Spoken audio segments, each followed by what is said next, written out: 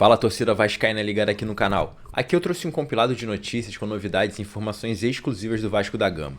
Aqui você vai ficar por dentro de tudo que acontece no nosso Vascão, com novidades, análise de jogos, transferências e tudo mais. Aqui você não perde nada que acontece no nosso Gigante da Colina. Mas antes de tudo, eu já peço que você deixe seu like, se inscreva no canal, ative o sininho para não perder nenhuma notificação e lembrando que aqui tem produtos exclusivos no precinho para você, torcedor vascaíno. Então, sem mais delongas, vamos acompanhar e reagir juntos às novidades do nosso Vascão. Domingo passado levou 3 gols em 20 minutos, hoje levou 3 gols em 13 minutos. E assim, jogando bem para os padrões do Vasco, sobrevivendo ali e tal. De repente abre a porteira, passa um bonde ali. Sabe o que eu fico pensando, meus amiguinhos?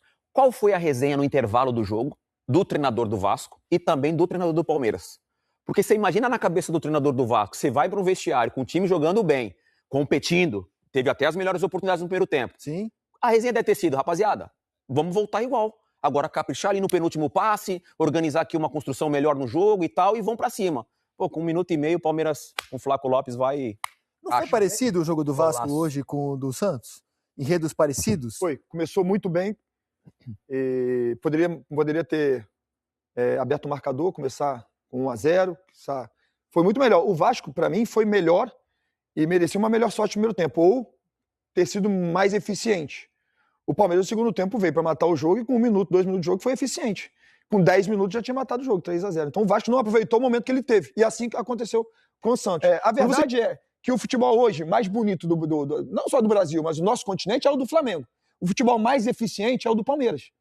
Não é à toa que o Palmeiras está com 51 pontos e é o líder do campeonato. E se enfrenta. Um outro detalhe em relação a esses times, no meio de semana, o Santos se classificou, não foi na Sul-Americana? As duas, né? São Paulo na Sul-Americana, Vasco na Sul-Americana ganhando de 4 do Olímpia. E bem jogado, bem jogado. Vasco atropelou o Olímpia no Paraguai. O Olímpia que venceu o Cerro Porteño hoje, e o Cerro Porteño que fez ótimos 2 jogos contra o Palmeiras, não foi? Não vendeu barato a classificação. Então você vê como é que futebol é, né? Aí o Vasco vai lá e toma 4 do Palmeiras. Vai esquecer do Inter mesmo? De repente tá 3-0, a oportunidade que eu tenho de demonstrar para poder jogar o próximo jogo, para poder ajudar o próximo jogo. O cara entra e anda, caminha, sabe? Jogando contra um Palmeiras, é muito complicado. Esse lance assim, realmente, é um lance que deixa o torcedor apavorado. O torcedor fica apavorado. Fala, gente, olha só, olha a vontade do cara. Tá perdendo de 3-0, perde a bola, volta caminhando, toma 4-0 e parece que tá tudo certo.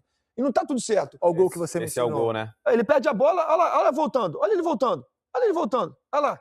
É brincadeira, cara. Não é nem jogar bem, é atitude. Isso é atitude, isso é postura de time vencedor, postura de um cara que quer vencer. Isso pra mim realmente é inadmissível, de verdade é inadmissível. Era uma bola defensável, essa bola aí? Essa bola pra mim ele poderia fazer melhor, de verdade. Eu acho que ele demorou a ter a reação. Ele deu um passinho a mais. Não é uma falha. Tinha muita gente na frente dele ali, né? Pra mim não é uma falha. A falha pra mim foi essa é uma bola defensável. Não, a do terceiro gol é uma falha grande. Essa aí um golaço de falha. Aliás, é defensável. Essa eu acho que era defensável também, essa do Flaco. O primeiro não. O primeiro eu falei em tom de brincadeira aqui com o Felipe, mas essa do Flaco eu acho que dava pra ele... O terceiro é uma falha grave, né? Ele é um frango, o terceiro. A reação dele demonstra, né? Quando ele toma o gol do Maurício, ele... O Vasco na última rodada também, o Vasco tem sofrido, na verdade, com presença diária, né? O Vasco até constrói. Primeiro tempo, a gente tava falando aqui do jogo, o Vasco teve algumas boas oportunidades. O Thiago Mendes, por exemplo, quando ele faz aquela chapada na entrada da área, essas bolas tem que caprichar. Em jogo desse tamanho, com um time que é efetivo e termina a jogada, porque o Palmeiras é um time muito vertical, sempre foi assim, né? O time que termina a jogada sempre, assim. O Abel deve falar pros caras, rapaziada, termina a jogada. Não importa da forma que vai terminar, mas termina a jogada. E o Palmeiras vem fazendo isso nesses anos todos. Aí num jogo como esse, se você tem 3 oportunidades, você tem que pelo menos guardar um gol. O Thiago Mendes teve a oportunidade, que é um dos principais jogadores da equipe do Vasco. Quando ele sai, o meio de campo fica vulnerável, porque o Thiago, na fase que ele tá agora, ele faz de 10, ele faz de 8, ele faz de 5, ele cumpre todas as funções ali no meio de campo. O Jair já estava começando a ganhar ritmo de novo, aí machuca e fica fora. Então o Vasco tem esses problemas de construção no meio de campo, mas só que quando consegue as poucas oportunidades, não consegue fazer gol. Aconteceu a mesma coisa no final de semana passado, então são 2 jogos de brasileiro, porque antes do Santos fazer os gols, o Tietê teve chance de fazer gol, o Vasco perdeu 2 gols. O enredo é muito parecido. E a exceção do Vasco nesses últimos tempos foi contra o Fluminense, quando o Brenner faz 2 gols. Só que aí o Brenner se machuca. Então o Vasco, acho que o Denilson resumiu bem, ele tá sofrendo para fazer gol e o goleiro não tá bem. Porque domingo passado também 2 gols do Santos que saíram de falta do Neymar, eles palmou a bola para frente. Bem lembrado. Então, o goleiro não vive a melhor fase. Lá na frente tá difícil fazer gol. Como é Um que desconto técnico só, não protege tô a perdoando casinha? o Léo Jardim, ele falhou gravemente nos 2 jogos. Só um desconto e quando ele falha, a porteira já estava aberta, né? Ah, não, eu Nos 2 concordo isso com jogos, você. né? Eu concordo Estava com você. 1 a 0 semana Mas ele passada. assim, é porque ele é um dos melhores jogadores do Vasco. E, de fato, ele é muito decisivo. Quando ele tá bem, sabe, essas bolas, por exemplo, defensáveis, ele defende. De fato, ele defende. E isso é muito importante pro Vasco. Então, assim, é um cara decisivo que o torcedor espera que ele volte a ser decisivo. Porque um grande time começa com um ótimo goleiro. Ele é um ótimo goleiro. Seja lá qual for o motivo, emocional, falta de confiança, por algum motivo o Vasco perde a confiança durante o jogo. Mas é isso que eu falei, assim, um time que compete tão bem no mata-mata, vem pro Campeonato Brasileiro e faz um jogo super bom. Nos 2 jogos, todo mundo de acordo, como eu comentei. E aí depois, o fim do jogo, parece que o jogo foi fácil. Fica um 3-0 e um 4-1 com o Palmeiras tranquilo. O Vasco tem time para mais, o Vasco produz, só que tem que fazer nessa fase, tu não pode se dar o luxo contra um Palmeiras lá. O Palmeiras não vai jogar 2 tempos mal. O Abel na coletiva ele falou sobre o dia a menos, né? Que o Vasco teve um dia a menos de descanso. Você acha que tem a ver a queda de rendimento pro segundo tempo? Não. Eu acho que tem a ver com os gols, né? Que aconteceram rápidos, né? Como o Palmeiras ganhou hoje do Vasco, o Vasco ganhou no meio de semana. Foi bem tranquilo, assim. Eu só tenho dúvida se o Vasco tem time para mais mesmo. Porque ano passado dizia-se que o Vasco, o Pedrinho chegou a dizer, né, tinha um dos 8 melhores elencos da Série A. Chegou na final da Copa do Brasil, mas escapou do rebaixamento na última rodada. Né, na penúltima, na verdade. Esse ano, de novo, tá brigando contra o rebaixamento. Um time que todo ano tá brigando contra o rebaixamento. Não tem elenco. Será que casa com esse comentário de que podia ter O mais? Vasco não tem elenco para jogar 3 competições, por exemplo. É verdade. Não tem elenco para jogar 3 competições. A Sul-Americana tá atrapalhando. Exatamente. Você pega o Vasco classificou também na Copa do Brasil. Então você tem Sul-Americana e Copa do Brasil, que por um lado é bom, porque tá entrando dinheiro, tá classificando, tá entrando dinheiro, por outro lado é complicado. Você pega o Mirassol, agora só tá no Campeonato Brasileiro. A tendência é o Mirassol melhorar. A tendência é o Mirassol melhorar, fazer melhores jogos, né? Porque vai ficar a semana toda trabalhando, treinando, focado somente no adversário. E nesse momento, são vários jogos, cara. É clássico aqui, clássico ali, o cara na Copa do Brasil de clássico, depois ele vai jogar jogo importante. O Santos tem jogo da Sul-Americana contra... Não, agora é Agora é Copa do Brasil, Palmeiras. É clássico na Copa do Brasil e tem Corinthians. Vasco no brasileiro. É o Corinthians. no brasileiro e também tem um jogo difícil pela Sul-Americana. Santos pega só Palmeiras, Corinthians, Palmeiras. Isso. Aí você pega o Vasco. O Vasco tem Copa do Brasil, pega o Vitória. Né? Ou seja, não é o clássico, mas é super difícil o jogo. Aí vai pegar... Cruzeiro. Aí você pega... Cara, pega Cruzeiro. Sábado, Cruzeiro. Sábado, Cruzeiro. Aí Sul-Americano, o Vasco joga contra... pegou... Aí Vitória de novo. Aí termina a Copa do Sim, mas Brasil. Sul-Americano ele joga contra Aí quem? pega Fluminense no Brasileiro. Isso, mas você também tem a Sul-Americana. Sul-Americano não se sabe ainda. Então, é o que eu tô te falando. O Vasco também tem o Sul-Americano. São 3 competições para um time que, para mim, não tem elenco para brigar por 3. E desses times que estão ali, ó, do Mirassol que o Felipe citou ali, eu fazendo um olhar aqui de Vitória para baixo, eu acho que é o único time que fora de casa consegue jogar igual joga em casa. Quem? O Mirassol. O Mirassol, quando ele joga fora de casa, o Guanais tem esse perfil, né? De encorajar os jogadores. Acompanha os jogos do Mirassol fora de casa. Os outros times, vamos falar de São Paulo, a dificuldade que São Paulo teve contra a Chapecoense fora de casa. O Mirassol consegue jogar. Hoje no jogo contra a Vila, por exemplo... o São Paulo em casa também não tá bem, né, cara? Eu ia falar, São Paulo dentro... Tem times aí que jogam igual também. Joga mal em casa e mal fora. Eu o acho Mirassol que consegue fora de casa jogar bem. Eu acho que, assim, sinceramente, eu acho que assim, é muita gente medíocre, com o desempenho medíocre. Eu acho que o Sobis resumiu bem, cara. 4 vagas... Tem um playoff pra... Cai 4 e um playoff pra pouco pro rebaixamento desse ano, diante do que os times não jogam. É pouco. Assim, para quem não tá envolvido diretamente, vai ser emoção pra caramba, assim. Agora, pro torcedor, cara, tá ruim demais ver esses times jogar. Pô, é meu segundo ano sofrendo. Tá ruim demais, cara. Tá ruim demais. Vamos ouvir agora o treinador do Vasco, depois da derrota de hoje em São Paulo. E eu acredito muito que o pilar mental é o fundamental. Trabalhamos muito a parte técnica, tática e física, mas isto é uma questão mais visível daquilo que é a preparação de qualquer equipa, mas depois temos uma preparação mental.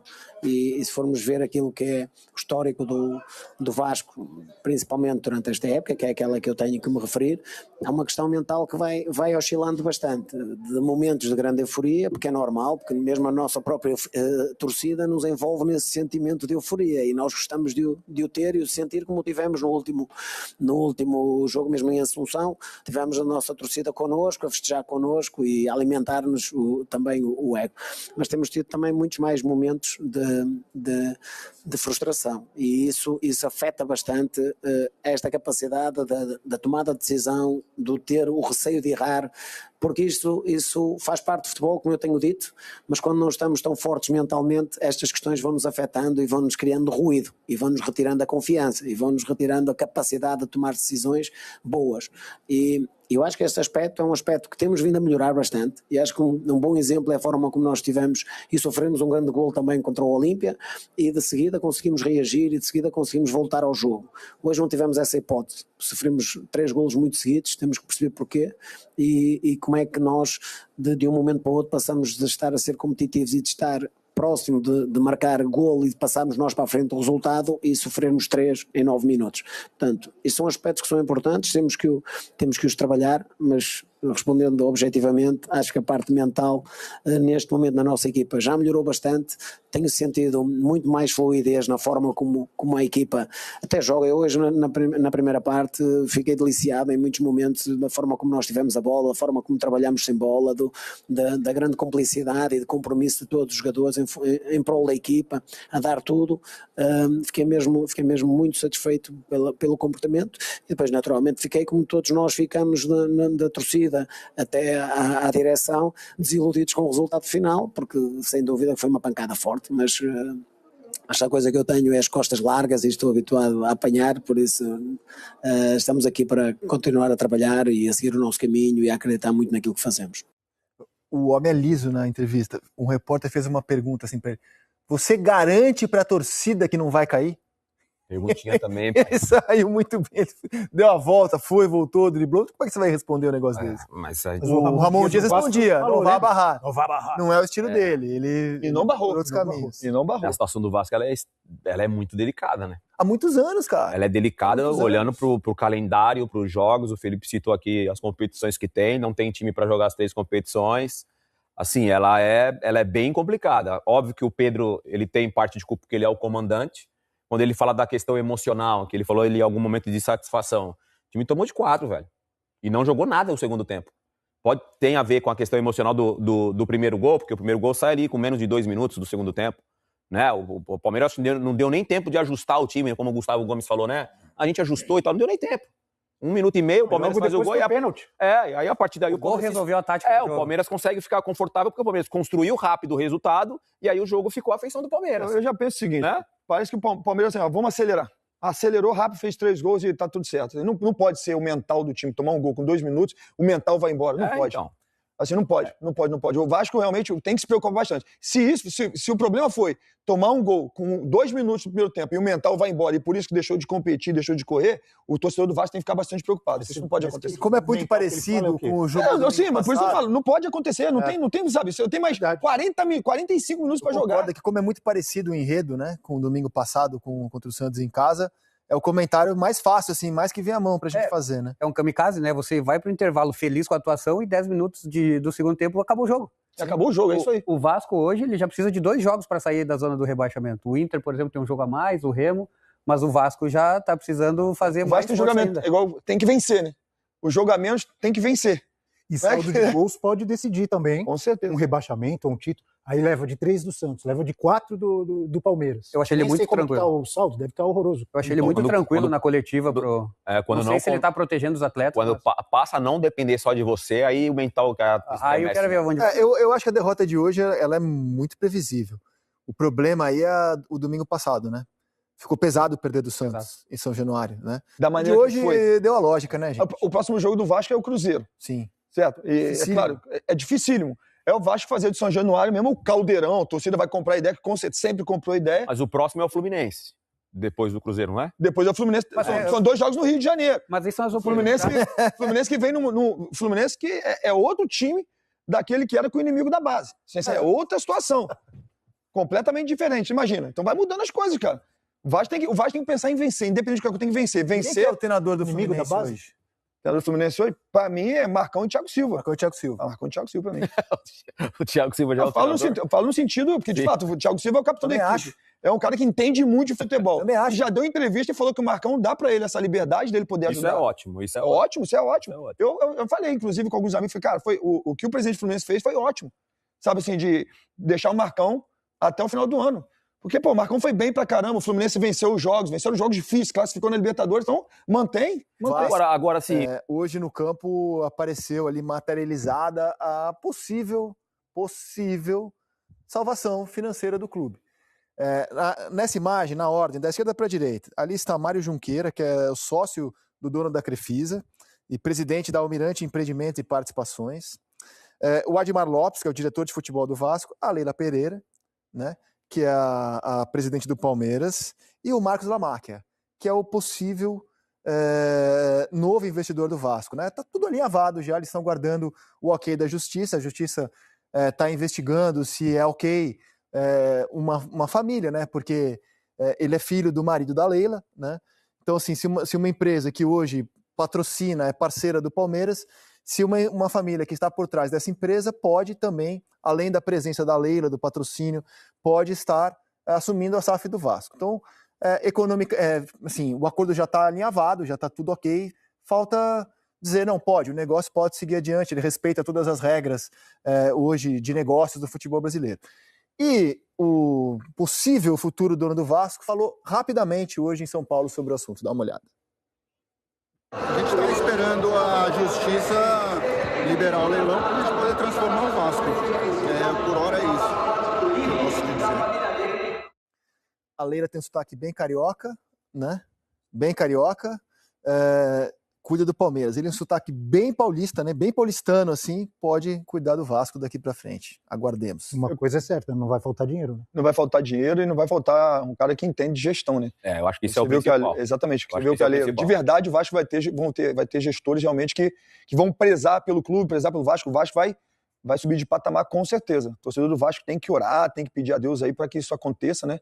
Porque com certeza eles vão fazer o Vasco voltar aos tempos de glória. O dinheiro, gestão, que maravilha. Ou pelo menos vão fazer o Vasco não brigar mais. Vão brigar por título, não por brigar por digamos que não pode, há um conflito de interesse. Eu acho a discussão super válida, há um conflito de interesses, né? Digamos que se decide isso. A Leila tem mais um ano à frente do Palmeiras, então é um negócio que seria adiado, não seria exterminado, né? Mas estão avaliando se enquanto ela for presidente do Palmeiras, o negócio pode acontecer. Apelidaram o Lamáquia de Crefilho. Crefilho. Isso é ótimo. Mas o Vasco tem que ter paciência, né? Por mais é fácil falar de ter paciência, porque o próprio Vasco já teve problema com o SAF. Então é bom que as coisas estejam bem tranquilas para não voltar a isso.